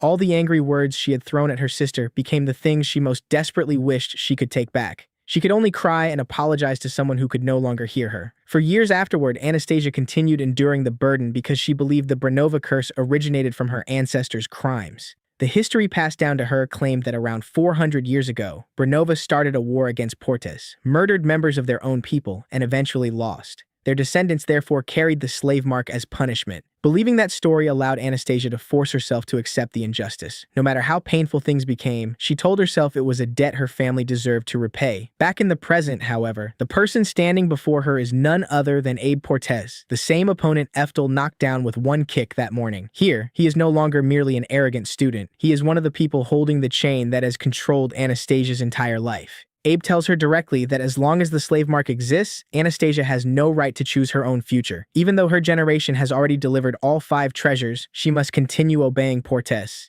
Eventually, she will be expected to pass the mark on to the next generation, and only after someone else inherits that burden will her role be considered complete. The freedom Portes promised was never freedom at all. It merely meant forcing one generation to hand the same prison to the next. Anastasia immediately protests. Her sister sacrificed her entire life. Her family has suffered for generation after generation. If the curse simply continues forever, then what was any of that suffering supposed to accomplish? Abe finally reveals the cruelest truth of all. The history the Bernova family has been taught for 400 years is a lie. Portes was the side that originally started the war. After provoking the conflict and eventually winning, they placed the blame for killing their own people on Bernova, then turned that false accusation into the justification for forcing the entire rival bloodline into a hereditary slave contract. The victors did not merely rewrite history. They forced the descendants of the defeated family to repay a crime that had never belonged to them. Abe coldly adds that when Anastasia's sister learned the truth, she wore the same expression of despair Anastasia has now. Everything that allowed Anastasia to endure suddenly collapses. Her ancestors were not people who deserved to be cursed. Her sister did not die paying some legitimate debt. The entire Bernova family has been forced to bow for centuries because of a lie repeated from one generation to the next. Worse still, Anastasia has just betrayed the first person who genuinely wanted her to be free in order to complete an agreement that was never intended to release her at all.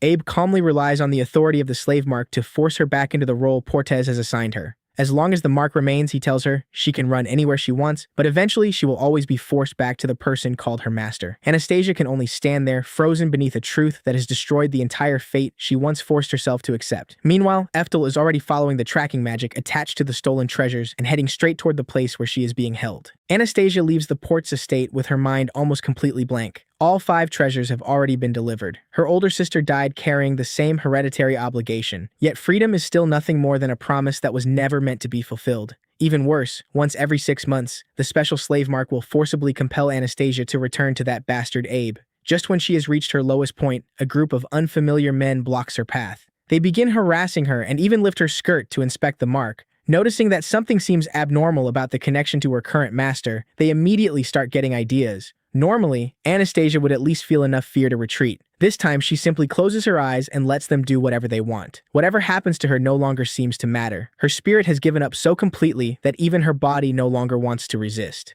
This is no longer about whether she is frightened. She has been denied the right to choose for so long that she has stopped thinking of herself as someone worth protecting. Suddenly, the men collapse one after another. Eftal stands in the middle of the alley with a completely cold expression, and the crushing pressure coming from him is enough to make the entire group scramble away without looking back. He takes Anastasia somewhere quiet and asks her directly why she took the treasures without telling him. Anastasia immediately kneels and apologizes, but what frightens her most is not the possibility of being scolded. She simply believes that even if she explained everything, nothing would change. The slave mark was created through a power people call divine. It is not something one person can simply decide to erase. Eftal listens and asks only one question in return. So what if it is divine power? Then he tells Anastasia to look carefully at the person standing in front of her. This time, Eftel does not hide anything. The name Eftel Alcott was never a coincidence. He is the Thunder God Emperor from 400 years ago, reincarnated into his current body after death. Anastasia completely freezes. The new student she has been calling Master is actually one of the legendary 4 emperors. It sounds absurd, but after everything she has witnessed since meeting him, the impossible explanation begins to make far more sense than the ordinary one. A man supposedly born without magical aptitude casually uses high-level spells, wipes out monsters as though taking out trash, stands against Headmistress Merlin, and performs techniques that the current age treats as legends. Eftal's confession is outrageous, yet all the evidence has been sitting in front of Anastasia the entire time. He tells her not to use her own common sense to define his limits. If the man he used to be had obediently accepted the words, "That's impossible," then there would never have been a Thunder God Emperor for future generations to turn into legend. Eftal promises that he will see Anastasia's situation through to the end. He does not yet know exactly how to destroy the contract, nor does he know what supposed god stands behind it. But not knowing the solution is completely different from accepting that no solution exists. Hearing that, Anastasia finally breaks down crying. For the first time, she admits aloud that she truly cannot do this alone. Then, instead of apologizing or offering herself as payment, she directly asks Eftal to save her. Meanwhile, Abe is happily calculating the value of the treasures Anastasia delivered. The moment one of the swords is placed on the table, the appraiser recognizes its enormous historical value and initially offers 1,000 gold coins. Abe immediately pushes the price up to 5,000. After some consideration, the buyer accepts and says he will return another day because he did not bring enough money. Abe leaves looking completely delighted with himself. If one item alone is worth 5,000, then selling the rest should make him ridiculously rich. Right when he is imagining money pouring in, Anastasia willingly returns. She bows and asks him to give back Eftal's sword. That one item, at least, she insists on returning. Abe pauses. The slave who has always obeyed without question is suddenly asking for something back. Then he dismisses her demand completely. To House Portes, Anastasia is nothing more than a tool used to obtain treasures. Tools do not get to ask for the merchandise back. The previous night, Anastasia had already confessed to Eftal that she stole the treasures. Instead of blaming her, he asked a completely different question. Was that what she truly wanted to do? Anastasia answered no, but immediately added that slaves do not get to decide what they want. Eftal then reminded her of her older sister. She lived beneath the same pressure of the slave mark and was also forced to steal treasures. Yet even though the contract controlled her actions, her mind never completely belonged to House Portes. Her sister still chose to protect Anastasia. She still sent money home. She deliberately acted cold and pushed her little sister away because if one day she never returned, perhaps the child waiting at home would suffer less. Back then, Anastasia only saw a sister who constantly disappeared and acted cruel whenever she came home, so she hated her. Only after her sister died did Anastasia understand that those harsh words had been a painfully clumsy form of protection. Eftal makes the distinction clear. The slave mark may have forced her sister's actions, but the decision to protect Anastasia belonged entirely to her. House Portes never owned that part of her. Those words make Anastasia remember everything Eftal has done since rescuing her. Pulling out a chair so she could sit beside him, buying her new clothes, bringing her to the academy, patiently asking what she liked and disliked, and repeatedly making her practice saying no. Abe wanted a slave who knew how to lower her head. Eftal has been stubbornly teaching her how to raise it. And so the next morning, Anastasia returns to Abe once more and repeats the same demand. Give her Lord Eftal's sword back. Abe immediately grabs her by the throat and lifts her off the ground, demanding to know when a slave became bold enough to disobey her master. He viciously explains the future he has prepared for her. Anastasia will be forced to bear as many descendants as possible. Those children will inherit the mark and become tools for House Portes in turn. And once Anastasia herself is no longer useful, she will be discarded like an old object. This time, however, Anastasia does not retreat. She looks directly into his eyes and tells him that she will no longer obey House Portes. It is only one sentence, but for someone who has spent her entire life trapped inside a slave mentality, it may be the greatest act of rebellion she has ever made. Abe immediately realizes who changed her. He curses Eftal as an inferior human and knocks Anastasia onto the grass, trying to crush her resistance with violence. Yet even then, she refuses to submit. Abe draws his sword, stands over Anastasia, and declares that he will make her body remember who its real master is.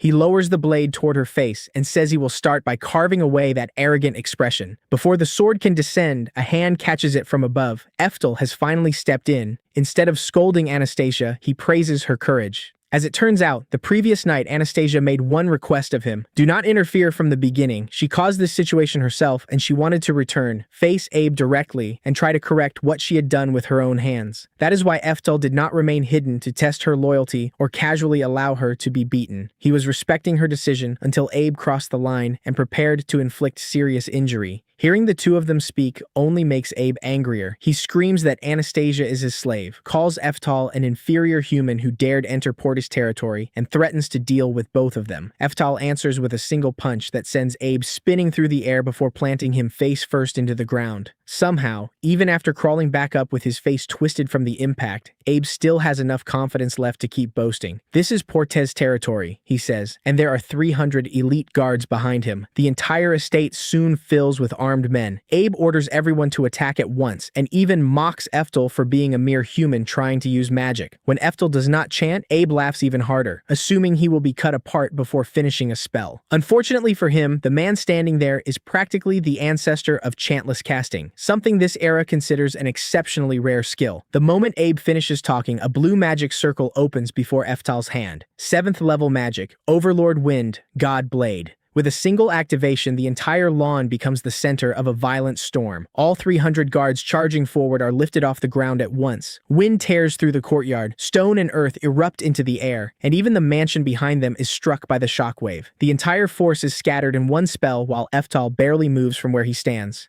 Anastasia remains completely unharmed behind him. A 300-man advantage disappears in a single cast.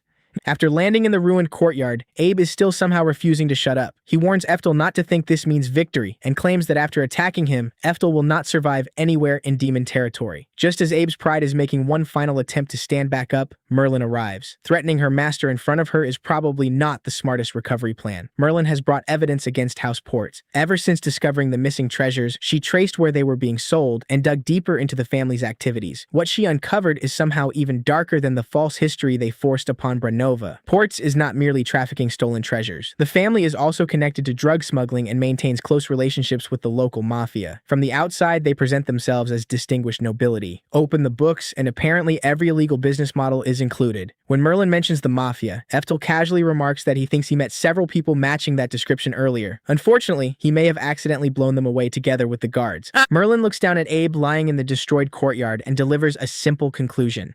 Someone like him has no place at Altana Academy. Using her authority as headmistress, she officially expels Abe Portes. Anastasia then takes Thunder Iron in both hands and returns it to Eftal, sincerely apologizing for stealing his sword and the other treasures. Eftal does not take her mistake and forge it into a new chain around her neck. He only asks whether she feels a little lighter now. Anastasia's eyes fill with tears. For years, she believed mistakes had to be repaid through obedience, and guilt had to be paid for with an entire lifetime. This is the first time someone has allowed her to correct a mistake without demanding that she turn herself into a sacrifice. Anastasia promises that from now on, she will never abandon herself again. Her life has to be something she chooses to live. Eftal can wipe out 300 soldiers with a single 7th level spell, but what he has been trying to give Anastasia was never a stronger master for her to depend on. He wants her to understand that she has the right to choose. Her older sister preserved that will, even while bound by the slave mark. Now Anastasia is finally beginning to do the same. The chain itself has not yet been broken, but for the first time, her will has stood back up.